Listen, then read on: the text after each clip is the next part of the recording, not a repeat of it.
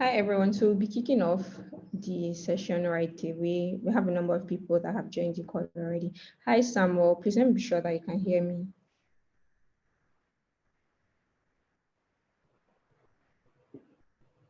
Yeah, I'm here and I can hear you clearly. Okay, so you can kick off. Thank you very much. All right. 1 minute, please.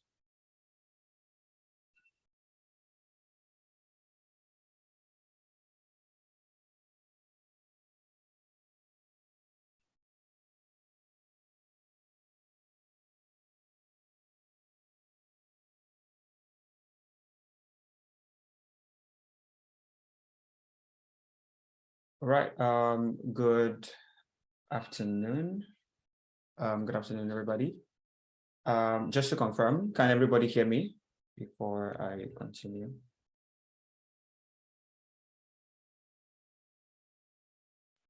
Hi Samuel, I can hear you. Oh, okay. Great one. Okay. Yeah, I will just get started. How are we doing?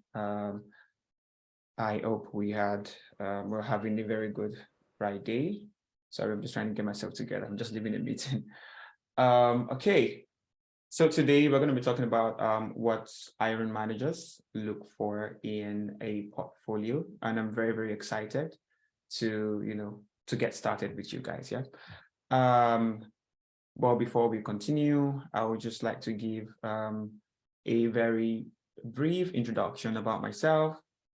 My name is Samuel Lasisi. I'm a product designer, UX designer. I have been working as a product designer for about 4 years now. And then I like to refer to myself as a design educator because I've been able to, be actively involved in helping over 300 designers upskill and also, help people learn designs from scratch from 2018 up until now. And then I currently work as a UX designer in a world tech company based in London. And I've led multiple design teams, built multiple projects. And then I like to refer to myself as a multidisciplinary designer in the sense that I have worked in multiple design disciplines, started from, a brand designer, marketing designer, motion designs. I've, done a lot of things around designs, basically. And yeah, so I work as a UX designer now, and I'm very happy to be here once again. And then I would kickstart. All right. Today we're going to be talking about what hiring managers look for in a portfolio, and I have a few things that I have put together for us to look at today. And what are we going to be learning? The first thing is we're going to be talking about portfolios in the context of UX UI design, in the sense that what is a UX portfolio, what is a case study, and all of that. And then I would also be touching briefly on what a portfolio is versus what a resume is. And then I would be going forward to talk about differentiating yourself in a competitive space as a designer. And then the last thing I'll be talking about is the strategies for acing the hiring process.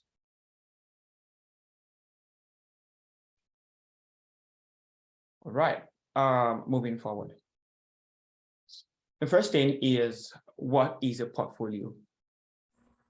Portfolio in the context of UX UI designs. A portfolio is a curated collection of your best work and projects that showcases your skill and experience and design capabilities. All right. If you look at that very short definition that I have there, there's an emphasis on best work. So basically, I know that as UX UI designers, we must have worked on multiple projects, things that you do on a normal day. But if you want to, if you are putting a portfolio together, it should actually showcase only your best work. There's an emphasis on best work. Your portfolio serves as a visual representation of your expertise, and it provides hiring managers with tangible evidence of your abilities. So, talking about collection of your best work and all of that, that brings up the question of how many projects should an ideal portfolio contain? For example, how many projects should I put in my portfolio? Before I dive into that, I might want to, just get, some ideas from you guys. Let me hear from you guys. How many projects do you think an ideal portfolio should contain? You can just drop something on the message here, or you can just unmute yourself and say something. Okay, Ore said 2 to 4, Mayowa said 3, Queen 4, John 2 to 4, Damilola 3. Okay, okay, Adejoke is saying 2 to 3. Is any other person saying anything? Okay. So that makes a lot of sense. I think we have a very, very good understanding of that particular subject, yeah. So, but 3 major things around, how many projects should your portfolio contain. 3 major things that I would like to quickly talk about. The first thing I want to talk about is the length and breadth of your experience. So 3 things determine how many projects you should put in your portfolio, for example. Length and breadth of your experience is the first one. So how long have you been working as a designer? That's the first thing. And then the second thing is how wide, what are the topics or the industries that you've worked in or that you created projects in as a designer, for example. So that is one thing that you should consider that can determine, how many projects you have in your portfolio. The second thing is quality of your projects, right? When I was talking about, a portfolio, I said it should contain the best work. Now, you want to look at how many projects have I worked on totally, and how many of these projects do I regard to be outstanding, right? So that is also something that you should look at when working on your portfolio, yeah? The third thing I want to also talk about is relevance to the kind of opportunities that you're looking for. It's totally okay as a designer to have worked on so many projects. But like I said, all of these projects cannot make it to your portfolio, of course. So you need to look at, what goals you've set for yourself as a designer. For example, I would say, oh, I want to work in the fintech industry. Somebody else might say, oh, they want to work in the ed tech industry. But I have so many, quality projects, for example. Which of these projects fit into the kind of opportunities that I'm looking for myself? So I might want to make sure that, okay, the projects I'm going to be putting in my portfolio would be projects that are maybe, fintech oriented or fintech projects, for example. So those are the 3 things that I think, should determine how many projects should really be in your portfolio. The first thing I talked about is the length and breadth of your experience. How long have you been working, and what are the topics or what are the different, industries that you've designed for? The second one is the quality of the projects. Do you regard these projects that you have to be, good enough to be or to make it to your portfolio? And the third thing is relevance to the kind of opportunities that you're looking for. You need to determine what kind of opportunity you're looking for and what projects would fit into your portfolio to get you into that space that you're trying to get into. So yeah, that being said, really based on, different, findings and facts, of course, just like you guys have said, 2 to 4, 3 to 6, and all of that. The real ideal, number of projects that should be in your portfolio is actually 3 to 6 projects, to be honest. 1 is just too small, 2, okay, but 3 projects is really, really good to establish yourself as, a very good designer. And then you need to determine the quality, and then how relevant are these projects to the kind of opportunities that you're looking for. That being said, another thing I want to to talk about is the difference between portfolio and a case study.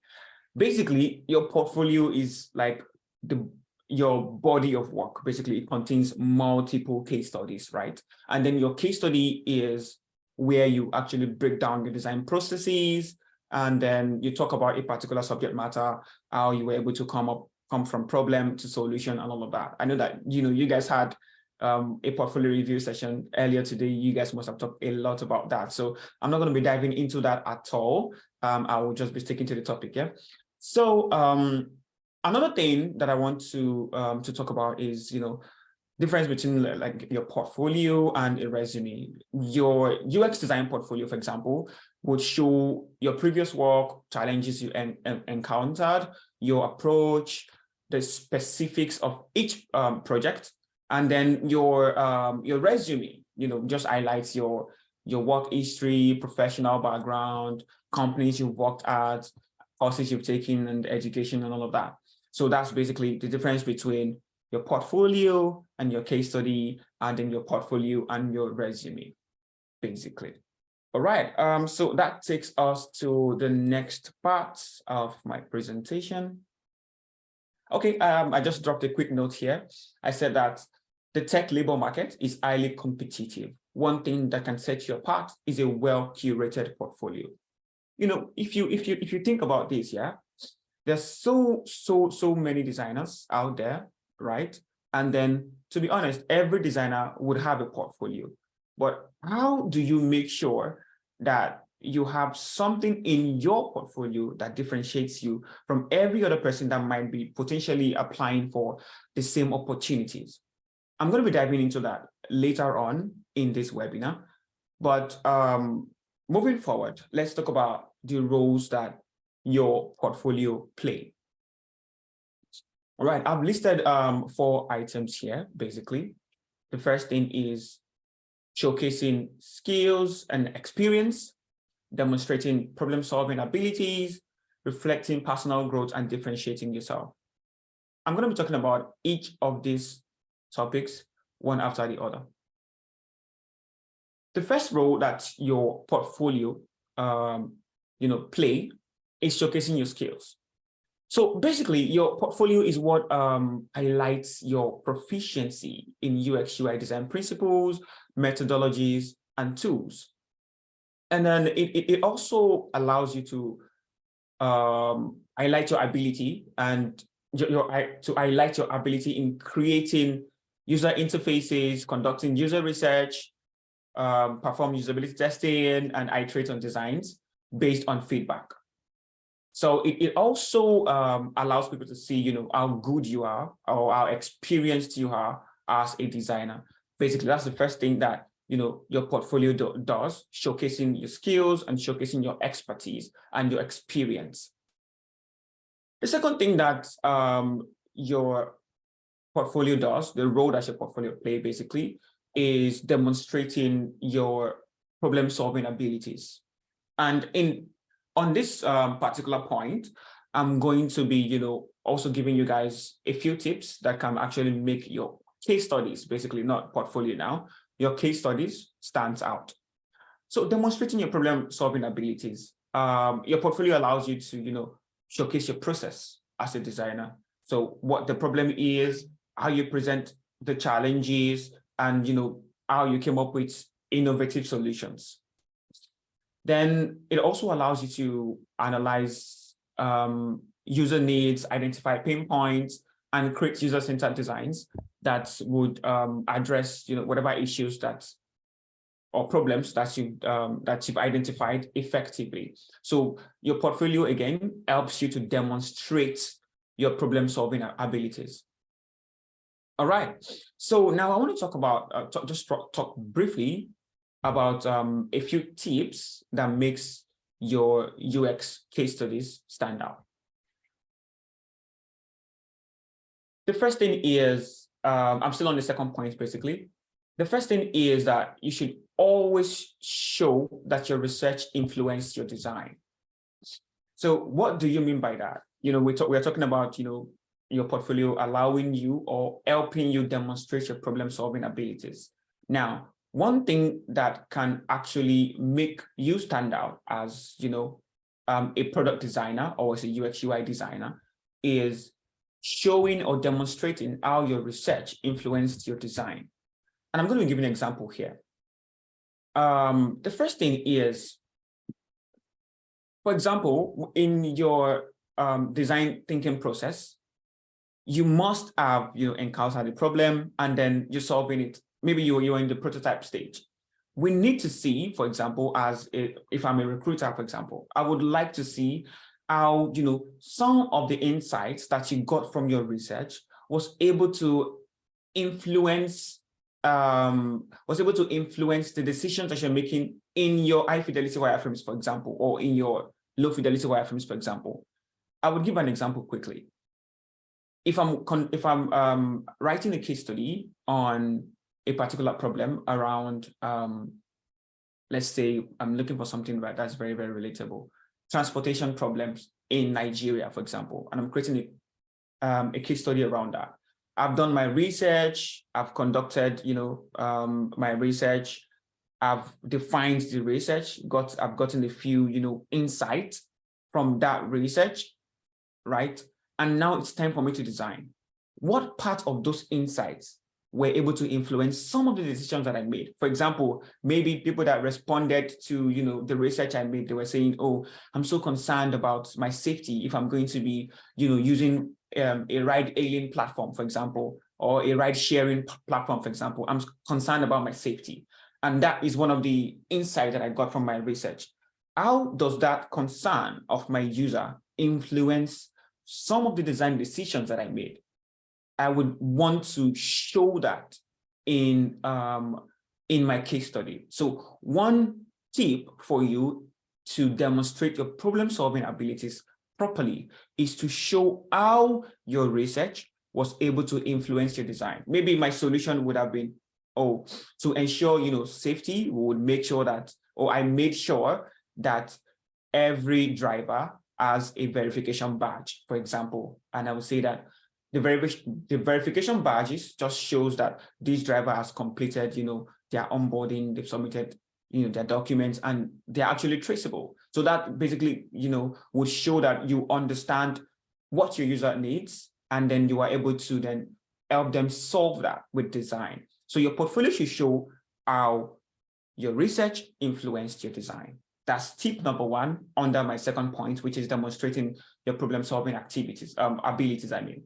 And then another tip that I have around this is to show learnings and future thinking.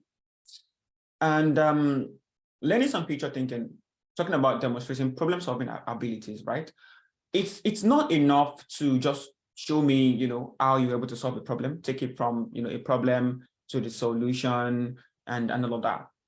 I also need to see, what you learned from solving that problem and then the future thinking. What do I mean? What do I mean by that? I want to be able to see what you would have done better if you had more time and more resources. I want to be able to understand what constraints you had while working on this product, right? I want to be able to understand what you would have done differently, or how you would have done the products, how you would have approached the problem differently if you had all the resources or more team members, for example, right? And then learnings and future thinking, that's what I'm talking about. It's a very, very important part of your case study that you can include, in the sense that it just allows, whoever is going to be going through your case study to know that, okay, you learned while working on this project, and then there are still other parts of this project that you could have explored if you had, unlimited resources or more resources, or you had more time to work on that project. So learnings and future thinking, very, very important, because to be honest, no projects ever would reach perfection. And that is why there is always, space for iteration, right? So that is why a product would always evolve and always improve, because it never reaches perfection. Even, in fact, the solution that you have given to the problem that you have defined might not even be,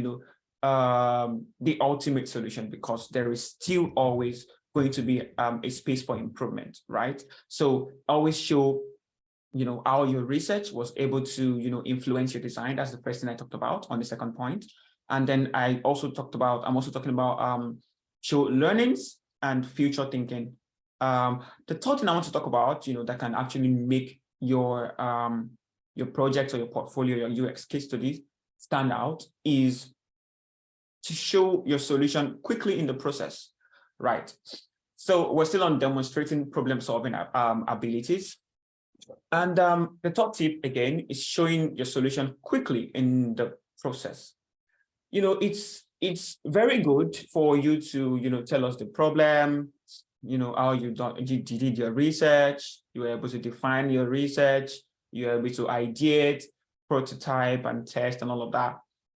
But most of the time, when people are going through your case study, they might not be able to, they might not, especially in the very first stage, when people have, a lot of other case studies to look at, they might not be able to look all the way down to your project, to your solution, or, they might just scan through every process to see, how you're able to solve a particular problem. But one thing I always do, some people might not agree with it, but I think it has always been effective so far, yeah, is to what's the word now? Is to show my solution quickly in the process. So this is what I do, yeah. I talk about the problem briefly, drop in a few metrics, and then I would say this is how I'm solving the problem, or this is the final solution of how I was able to solve the problem. And then I would then walk you through the process at which I used to get I used to get to the solution, basically. So show your solution quickly in the process, define the problem, tell us your constraints upfront, and show your solution, right? And after that, you can spend the rest of the time showing us, how you got there. That's just, one of my personal preference when writing my case study. I show you the problem, talk about a few constraints, and then I show the solution, and then how I arrived at the solution. So that allows people to quickly see, how you're able to come up with a solution. And then if they're interested in, the process, they then go down and read more on how you were able to come up with that solution. All right. That takes us to the third point, which is reflecting personal growth. So what role does your portfolio play? We've talked about the first step, the first role, which is showcasing skills and experience. We talked about, it just helps you to, showcase your experience, highlight your proficiency and all of that. We've talked about demonstrating problem-solving abilities. And then we said that your portfolio helps you to show, your processes as a designer, and allows you to, show how you analyze user needs, identify pain points and all of that. And then I also gave, a few tips that can make your UX case studies stand out right now. That's case studies, not portfolio, basically. I talked about show how your research influenced your design, show us learnings and future thinking, and then show your solution quickly in the process. All right. So the third thing I'm going to be talking about is reflecting personal growth. The role that your portfolio plays is that it helps you reflect personal growth. So a portfolio provides like a timeline of your design journey and growth over time. When you show a variety of projects, you would be able to demonstrate, how versatile you are, or how adaptable you are, and how you're willing to tackle different design problems.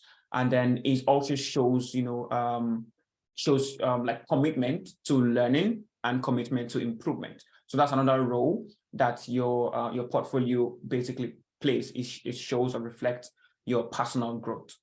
The fourth thing now I would be talking about, the fourth point, is your portfolio basically helps you differentiate yourself.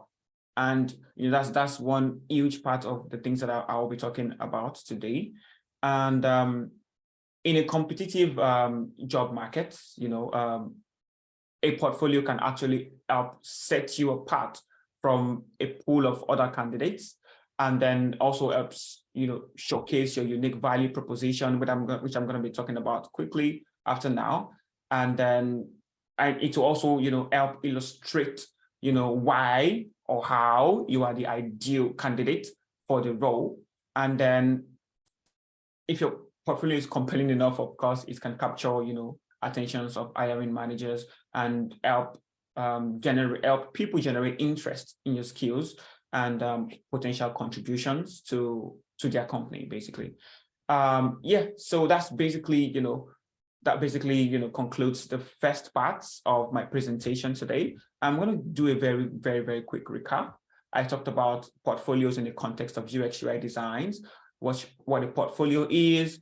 I talked about the difference between your resume and your portfolio. Talked about the difference between a portfolio and a case study. I also talked about the ideal number of projects that can be in your portfolio. I talked about 3 things that can determine that: the length of your experience, quality of the project, and then the relevance of those projects to the kind of opportunities you're looking for yourself.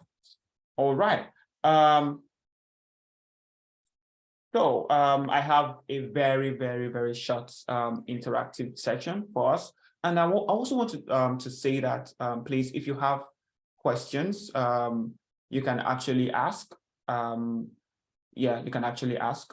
So you see, I don't know how we're going to be taking the questions. If we can, people can just jump in and ask questions, or do I have to give spaces between the presentations to allow for those questions? Because I will be ready to take questions after this interactive session, basically. So Okay, hi Samuel. So I would be sending the Slido link in the chat box. Yeah, so hi everybody. Please, there is a link in the chat box. You can just click the link and share your questions there. So Samuel will attend to it once it's done with the interactive session. Thank you. Okay, wonderful.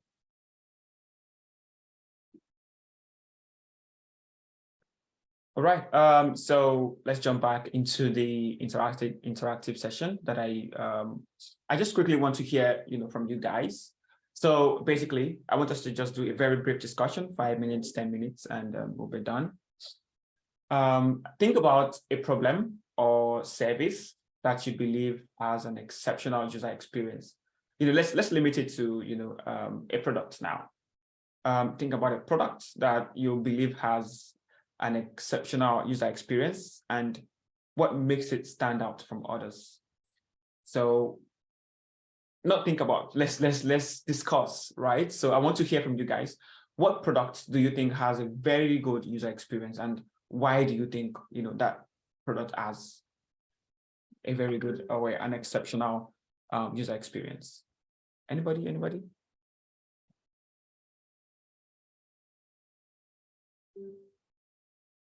Anybody? You can just mention any product. It could be Google. It could be Cowrywise. A lot of people like Cowrywise really much. So just tell us, what products do you think has very good user experience, and then what makes it stand out? What do you think makes it stand out? Okay, Queen said Uber. She thinks they are very user-centric. I like that.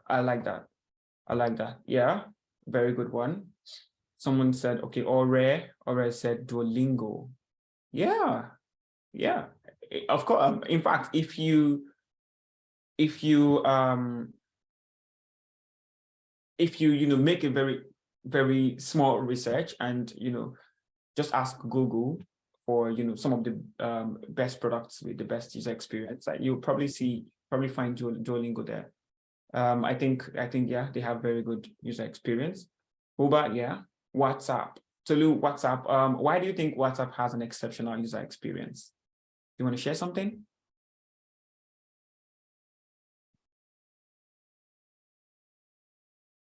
Any other person before I move forward? I have about 2 more minutes to do this. Airbnb, yeah, I think John, I think I really like Airbnb designs, to be honest. I love it. You guys should also give reasons, it's one thing to say that, they have very good user experience, but what makes it stand out? Just like Queen said, she said she thinks they are very user-centric, and I kind of agree with that. Google. Google said, Martin said Google, access to wide span of knowledge and resources. Really, really good. Really, really good. Yeah, one thing I also like about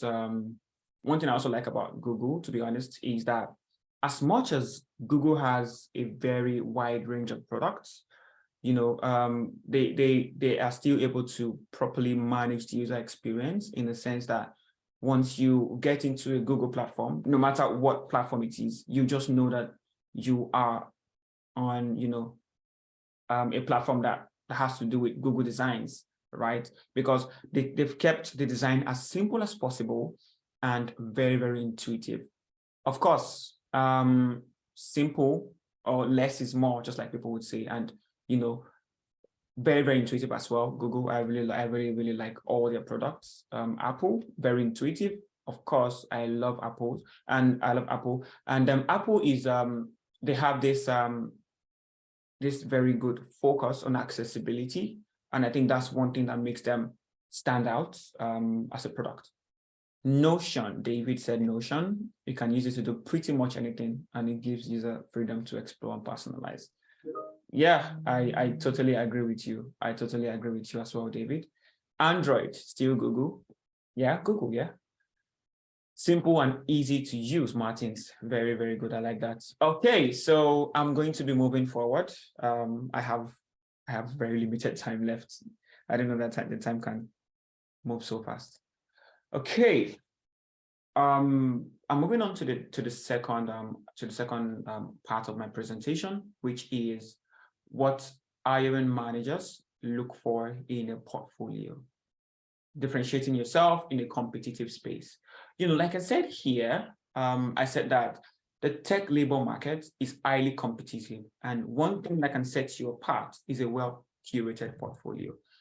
So this part is going to be basically breaking down, that statement, in the sense that how can I then differentiate myself in a competitive space as a designer, for example. And then within this, we're going to be talking about how or what hiring managers, look for in a portfolio. With so many designers showcasing their work, how do you create a portfolio that truly stands out and captures the attention of hiring managers? Of course, we all know that, like I said before, there's so many designers nowadays, and then everybody has a portfolio. But, certain things would make you stand out among a pool of other people. And I'm going to be talking about that in a minute. So the first thing I'm going to be talking about is defining your unique proposition. Defining your unique proposition. That's one thing that can help you differentiate yourself in a competitive space.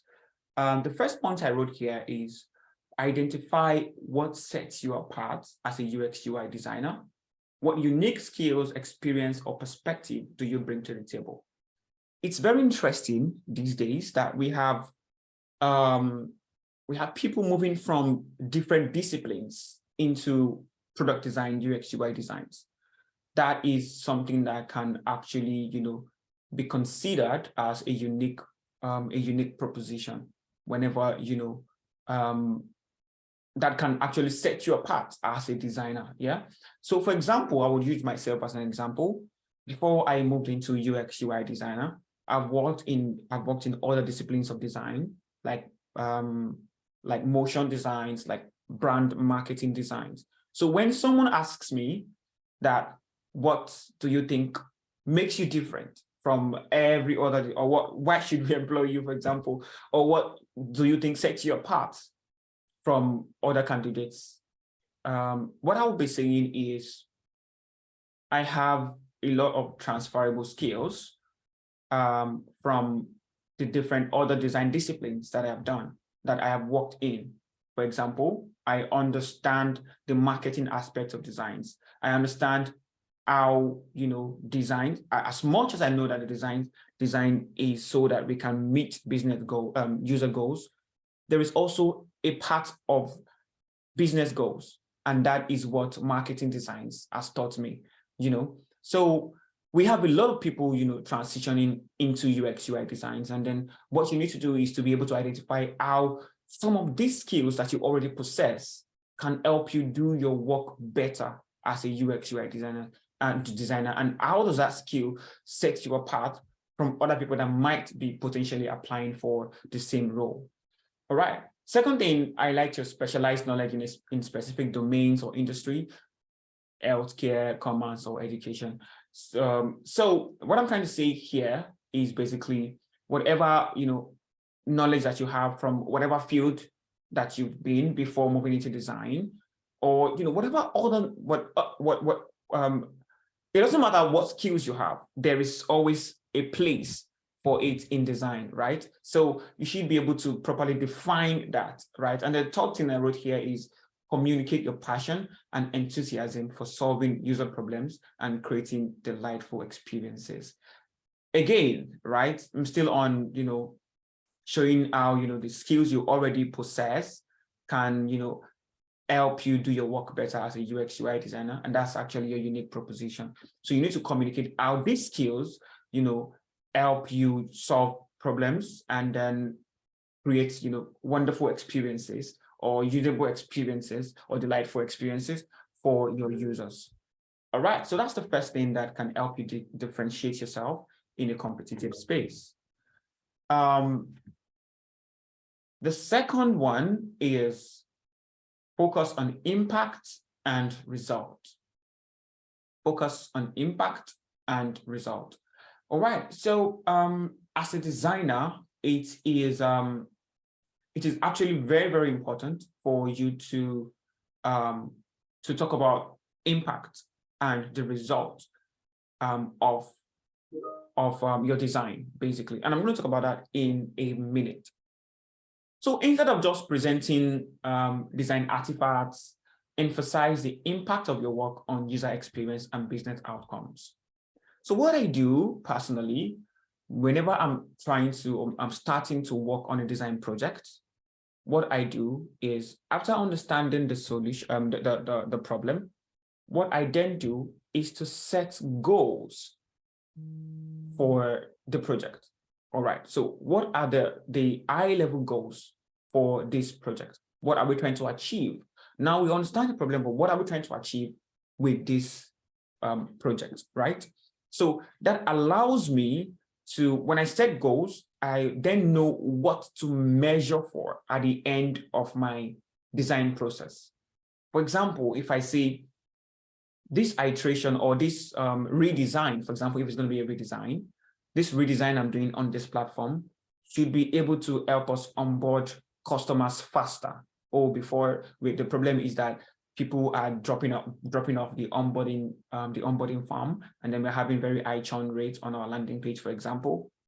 When I set goals, I would say, number one, for example, is to allow users quickly complete the KYC form or whatever that might be. Yeah. So at the end of the project, I would then be able to measure how successful that process was. So I would then be able to say, these designs or this solution has allowed me to help the company improve or to improve their onboarding by XYZ percentage. Yeah. Or we've been able to shorten the time taken to complete the onboarding by XYZ seconds or XYZ minutes. So those are metrics, or in a specific number of days or months, we have been able to properly onboard XYZ number of customers, right? So it is one thing to present design artifacts, right? But it is another thing to be able to show the impact of of the impact of your solution or the impact of your design, basically. And then this basically would apply to, people that already have created, live projects that people already use. For people that are just, for example, if you're a designer that's just, coming out of your boot camp, this might not totally apply to you. But, I've mentioned one thing while I was explaining the role that your portfolio plays. You can also talk about what you can talk about instead of impact or result is your learnings and then the future thinking. So you can, in the future thinking, you can say this would be able to, or this solution might be able to help us reduce or improve the number of signups that we have per month by XYZ percentage, based on the feedback that we got from the users and how we were able to come up with to come up with a solution, and the solution that we already have. Yeah. So I was talking about focus on impact and result. That's one thing that can actually set you apart. You need to show the impact of your solution or impact of your design.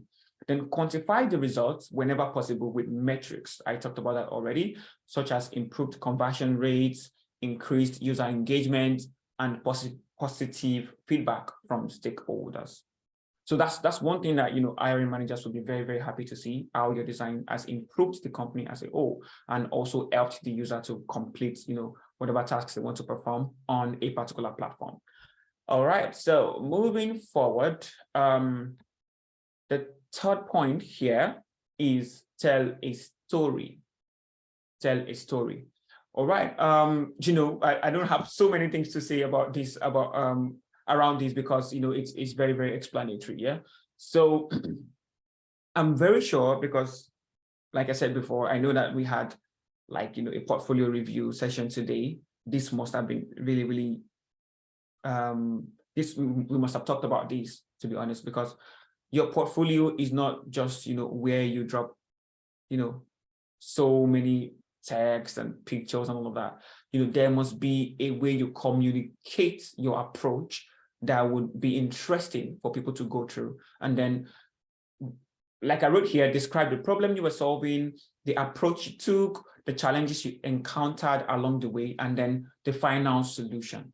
And the second thing I wrote here, it says that illustrate the design process through sketches, wireframes, and prototypes, showing how you iteratively refined your solution. So it's one part to walk down the design thinking process, from research bam to prototype. Yeah, but there is another, there is a part of testing that I know that we must have talked about and we already understand. Yeah. So testing allows you to then go back to your users, see the way they interact with the product, and then you would then come back to iterate, right, on the already existing product that you have tested. So that way you can tell a story of how your product or your solution has evolved from what it was before, to what it is now. So telling the story with your UX case study is very, very important. And it especially, helps you engage, whoever is going to be reading it. Because what I believe that product designers, UX designers should take note of is that your portfolio is actually another case study on its own, right? Is another avenue for you to solve problem. In this particular frame, right? Who are you? What product are you building? Your portfolio. So who are you helping to use your portfolio? Hiring managers. And how are they supposed to find your portfolio? You understand? So that's like another project for you to think about, how to make it easy for people to scan through your case studies, read through and understand. And you need to be able to take people on a journey with your case study, basically. So that's basically what telling a story with your case study means. So three things I've talked about now about around differentiating yourself in a competitive space, three things that can make you stand out. First thing is defining your unique propositions. I talked about identify, the unique skills that you have that you can bring to the table, your knowledge that you can, bring into design. For example, if you have, knowledge in other, areas. Second thing I talked about is focus on impact. I said you should, talk about metrics. It's not enough to just present design artifacts, screenshots, and all of that. Talk about metrics and how your product was able to improve people's life and also help businesses reach their goals. The third thing is telling a story. Describe the problem you were solving, approach you took, and just take, whoever's going to be walking through your portfolio as in a journey, and then also treat your portfolio as a case study in itself, in the sense that treat it as a project in itself, in the sense that you make it very, very easy to use for hiring managers that are going to be walking through your portfolio. All right. The third thing and the last one is display your collaboration and communication skills. All right. So I wrote here that your portfolio is not just a collection of design artifacts, but a storytelling tool that showcases your skills, problem-solving abilities, and the value you can bring to an organization. All right. The last point here is display your collaboration and communication skills, right? All right. So one thing that can actually, help you as a designer is showing, how you were able to work alongside, other people to come up with a solution. I'm going to read, the 2 points I wrote here quickly. Describe how you facilitated design workshops, conducted design critiques, or communicated your design rationale to non-designers. And the second thing I wrote here is emphasize your ability to collaborate effectively with cross-functional teams, such as product managers, developers, or stakeholders. So within your case study, for example, you need to be able to show how you were able to work with cross-functional teams. That is if you, this would really apply to people who has, basically worked on projects with other people, right? But even if you've not worked on project with other people, you can actually show, your collaboration and communication skills by explaining how you were able to, for example, if you conducted focus groups as part of your research, or if you facilitated workshops as part of your research, and how you were able to, relate with, with the people you use to test your product, for example. That's even if you didn't work in a product development company, for example.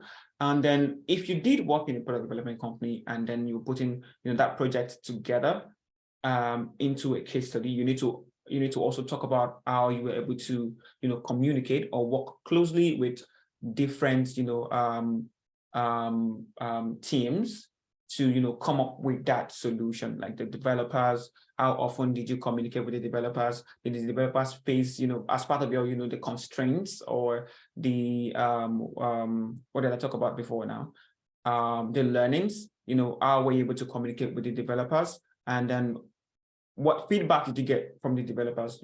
Were you able to, tone down places to accommodate for, the developer skills that was available in your company, for example, or were you able to, remove or add, a few features based on feedback that you got from your user testing? So you should be able to also emphasize, your ability to collaborate effectively with different teams and also communicate your design rationale to stakeholders or non-designers.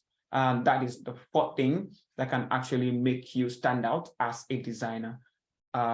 So quick recap: define your unique proposition, focus on impact and results, tell a story, and display your collaboration and communication skills. So I will be taking questions very soon. But before that, I want us to just do another small interactive session. I have about, I have less than 10 minutes. So imagine you have the opportunity to redesign a popular mobile app. Which app would you choose and why? So this question is to the house. So if you had the opportunity to redesign a product or a product or a mobile app, for example, which app would you choose and why did you choose that particular product? Quickly, while I go through the questions on Slido. All right. Okay, somebody said GT Bank. GT Bank must have shown. Oh my God. Why is everybody saying GT? Oh my God. GT Bank, GT Co. Okay. Why does this have to do with bank apps so much? Somebody said, Fumi said First Bank. Okay. GT Bank. Okay, why? David, why do you think you would choose to redesign that app, and why did you say GT Bank? I'm still going through the questions. Okay, while I wait for David, I will just start answering the questions. The first one is for some of us transiting to tech without the required number of projects to make up a portfolio. Can we include or mix up projects from previous profession? That's really tricky, yeah. Okay, Fumi said WhatsApp. That's very tricky. So from my perspective, yeah, to be honest, if you don't have enough, projects, or there is really no required number of projects, to be honest. But if you think you don't have, up to 2 or 3 projects to put together as a portfolio, what you can do is actually to try and take some time to work on 1 or 2, mock projects or personal projects, to just help you have a standard, portfolio. For example, when I started designing, when I started my career as a UI UX designer, I didn't work on any, I didn't have, any projects to start with. Okay, I just had, I just had different designs that I've done, but I decided that, I want to put a portfolio together. What I need to do is to start creating a case study. So mixing up, projects from previous profession, as much as it's a good thing based on what I said here, differentiating yourself in a competitive space and then your unique proposition. What we really want to see what hiring managers would want to see is, the transferable skills that you're bringing from your previous profession. If it is not very design related, there is no point adding it to your UX case study or to your UX portfolio, because it won't really, showcase, your design skills, for example. So try and work on some personal projects, and then you'd be good. Really, you don't need so many projects. 2, 3 projects would be totally enough for you to get started. Yeah. So I hope I answered the very first question. Somebody said Mega Chicken app. I don't understand the app at all. Oh my God. Okay. Somebody said transfer flow is horrible and can be very frustrating to use. Okay, I've never used that. Facebook business suits looks cluttered, overwhelming, and can be way more organized. Oluwatobiloba, I totally agree. I agree with you, because using Facebook suits, there's so many buttons, so many tabs, so many things going on that product. Yeah, I totally agree with you. I'm going to move on to the next question. If you have, something to say in the chat, you can just keep adding based on, the question, the interactive section. I will just be switching between that and then answering the questions as well. Can I write and publish a case study on unfinished project? Very good question. Yeah. So if I'm going to be answering this question, I'm going to be answering it the way it should be answered. I would say, what actually makes a case study is that it is a finished project. Yeah. So you don't have to, I also made this mistake here when I was working on my very first case study. I made sure that I designed every single part of that product. I made sure to design every single part, and then I prototyped every single part, which is a good thing, yeah. But what you really need to show is, certain parts or certain user stories or certain use cases that is actually, that can actually that actually shows how you were able to solve the problem. So certain user stories or task flows, user flows, and then design based on that user flow. That might not be more than 7, 8, 9, 10 screens maximum. That actually allows you to show how you are able to solve a problem, right? And show how a task is being completed in that product without having to design every single screen. So what I'm trying to say is that pick a user story, pick a user flow and a task flow, design for that flow, and write your case study around that flow instead of publishing an unfinished project, basically, because that just gives us half of the story. Like I said, tell a story with your case studies. That just gives us half of the story, and then the remaining half is missing. It doesn't really tell us how you were able to solve the problem, for example. So number 2 question, that is not going to be a good idea to write and publish a case study on an unfinished project, right? Instead, pick a task flow, a user flow, a story, user story, and then design for that user story, and you would be good. Yeah. All right. Moving on. Somebody said Ava app. I didn't know what that is. Finding it difficult to navigate through the app. That's not good at all. If a user is finding it difficult to navigate a product, that means the product is not fulfilling what a product should fulfill. Yeah. So Emmanuel, that's not good. The third question, for website design that are not e-commerce, okay, how do we write such a case study, seeing that it does not require so much user research?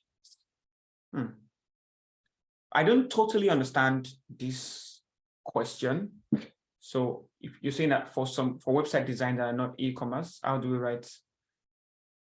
Are you trying to say the person that asked this question is saying anonymous here, so I might not really be able to know who asked that question? Are you saying for normal landing page design that does not require so much user research, how do you write a case study for that?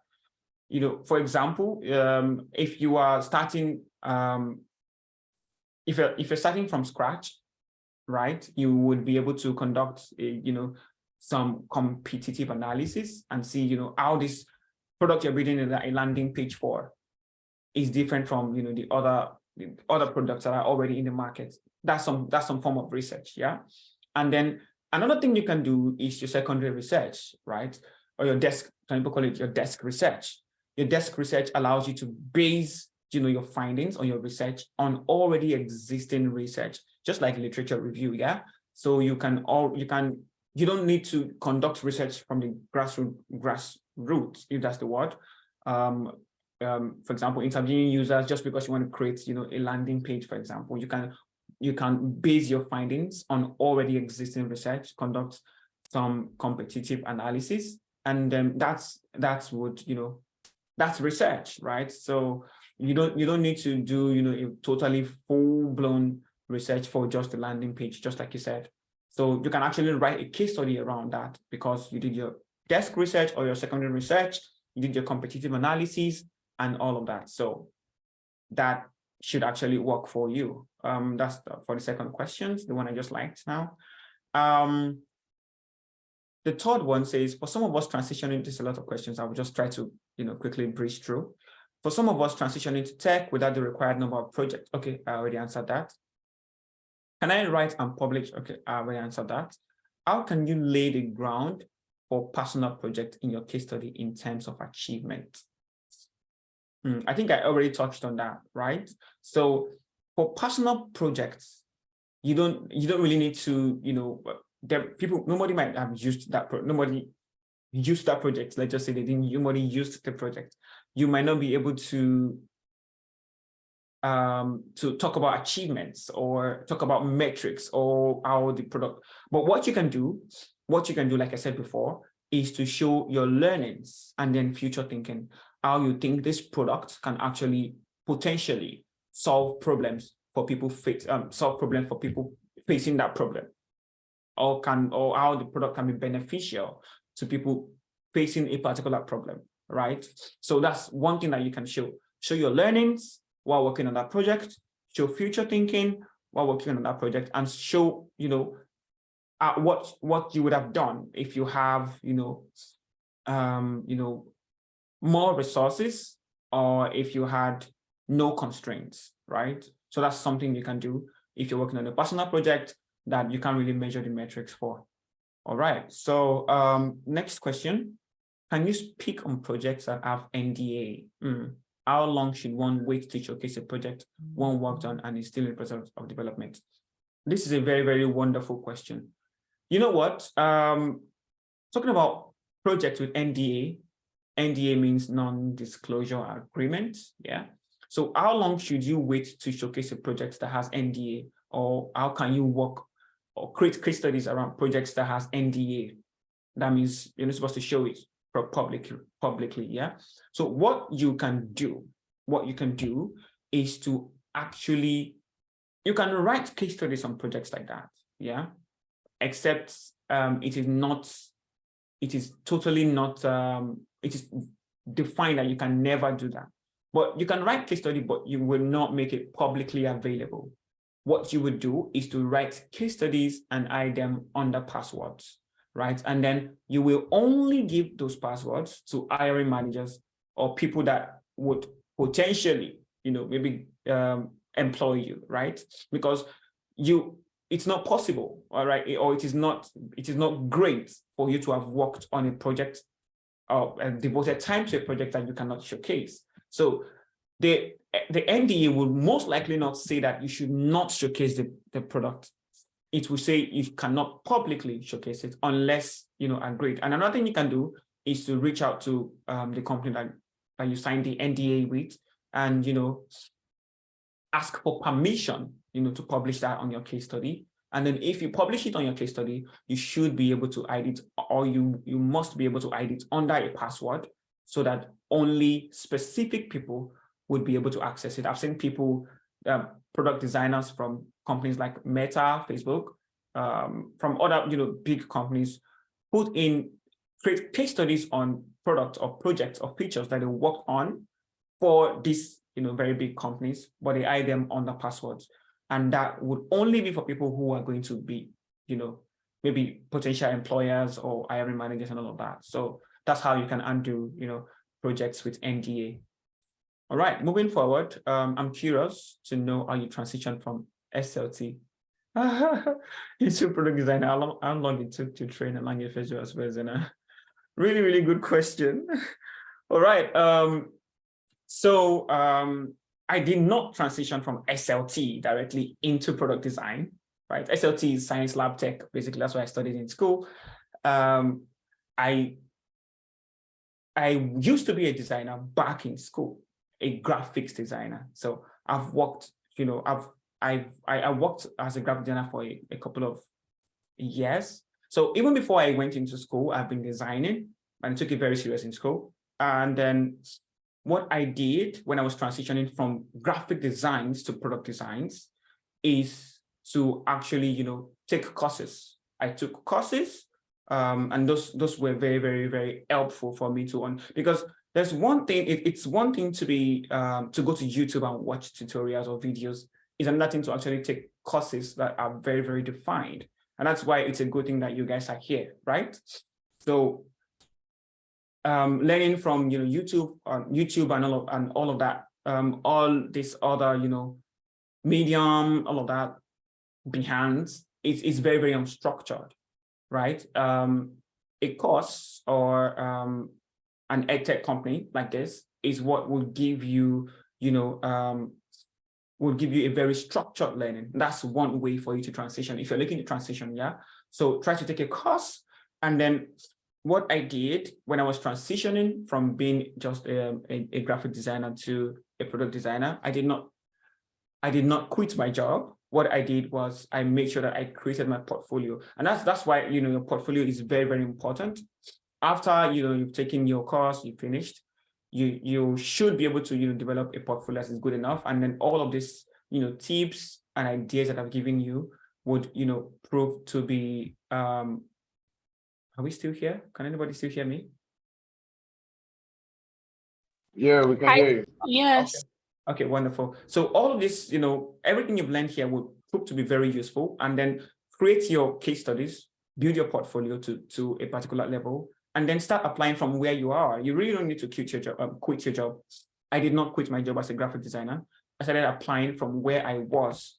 And then because of my transferable skills, and I was able to sell myself, my first product design role was not a junior role. It was actually a mid-level role. So if you're transitioning from, from a very similar field, a very similar design field, maybe from graphic design or another tech field, basically, I think you should be able to, sell yourself, even from SLT, as a designer, for example. I can say that, what I learned from SLT, I was able to, I will be able to bring in my, I'm able to bring in, the ability to empathize with people because I understand how they feel and all of that. So, all of these different things that I've learned, from school and from design, from graphic design, helped me transition, basically. So, what I did to land my first job was to basically take a course, work on my portfolio, and then start taking interviews. I did not quit my job. So that's it. I don't know if I answered your questions properly. That's the last question that I just answered your question now. So the next one, can you share some case study and portfolio templates? Okay. Of course, that's totally possible. Just looking, no problem. I can, ask if that's possible. Maybe there will be a way to share that later on. All right, moving on to the next question. For redesigning or adding a new feature to popular mobile apps, what process do we take in designing such and writing the case studies, especially for new features? Wow, this is a very good question. So if you're adding a new feature to popular mobile apps, what process do we take? It's really simple, yeah. It's almost the same process you would take if you're building a new product, right? Now that you're adding a new feature to or you are improving a particular mobile app, you need to identify what the problem is. What are people trying to achieve on this product that they're not being able to achieve, which is making you want to add the feature, right? You need to identify the problem, first of all, and then you need to then conduct your research, just like you would do. And then how do you conduct your research? It depends on you, depending on the kind of research that you want to use. But your research should be able to, the insights from your research should be able to, to state that that feature is actually really, really needed, and it is something that is missing from the already existing product, right? So writing a case study is not something that should be difficult. It's just basically documenting your process. How did you find out about the problem, right? And then how were you able to research that problem, right? What method of research did you use? Then how were you able to refine, the research and, bring out insights from those research, right? And then from the insights you got from your research, how were you able to now, ideate and, bring about new solution to that problem? So it's not, writing your case studies would not be difficult if you actually went through the processes. It's just you documenting how you move from one stage to another, basically. So that's about that for designing or adding new features to mobile apps. The next question, can you share some outstanding case study and portfolio templates? Okay, somebody has already asked that before. I'm going to ask for permission to do that. And then maybe I will find a way to send it across later on, because I don't have that right now. That's fine, Samuel. You can just share it after if you have anything to share. Oh, wonderful. Wonderful. Thank you. Okay, nice. The last question, Leonardo da Vinci said, art is never finished, it is abandoned. Do you think this applies to personal UX UI projects also? That's a big question. All right. I talked about something, yeah. I said, I was talking about this impact on results. And I was saying that as a designer, you should be able to talk about your learnings and your future thinking, what you would have done better, because that statement is totally true, because no project reaches perfection. If products or projects are ever perfect, maybe most of us will still be using Nokia 3310 by now, because that's perfect. That's the perfect product, yeah.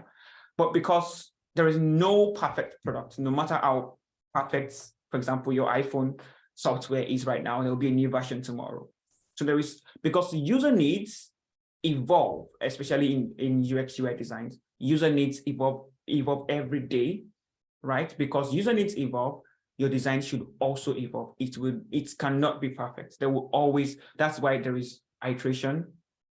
That's why you can always iterate on, whatever solution that you've come up with. So that's the simple and plain, answer to that. So user needs evolves, and so your product should also evolve alongside. Yeah. That's about that. So that's the last question. So art is never finished, it's abandoned, and that actually applies to UX UI project, except that you don't abandon it. You continuously iterate and get feedback from your users and improve your product. So that is that about it. If there is no other question, oh wow, I still have one last part, but I'm way past my time. I'm so sorry. I might not be able to go through this part. So that would be the end of my presentation. Oluwaseyi Tosin. I don't know if anybody else has any question before I move forward, or do I still have time? Samuel, and I mean, it was supposed to be a 1 hour session, but Yeah. your graced us with additional about, say, 16 minutes there. So thank you so much. I believe that we have come to the end of this webinar, and the what's it called, our community, they've learned a lot from the insights that you have shared. We really value the time that you have spent with us today. Thank you, thank you, thank you, thank you. I'm sure that the the attendees would like to connect with you. So are they free to connect with you on LinkedIn? I can see that they are reacting in the chat as well. Interesting. Thanks a lot. It was quite insightful. So are they free to connect with you on LinkedIn? Where else can they find you? Of course. I think LinkedIn is the only place that you can really find me. I'm not very active on other platforms. So LinkedIn, Samuel Lasisi, you would have seen my picture and his jacket. So just try to connect. I would be happy to take it up from there or help in any way. Okay. Thank you so much, Samuel. I will look forward to future collaborations with you. And everyone, thank you for being here today. We know that you will take these insights with you to improve the quality of your portfolio. Thank you, Samuel. That will be all from our end. I2C, do you have any final words from your end before we call it a day? No, just saying thank you to Samuel for this session. It was really insightful. Thank you. Right. You're welcome. Amazing. Bye, everyone. Let's have a good rest of the day and the weekend as well. Bye bye. Bye, everyone.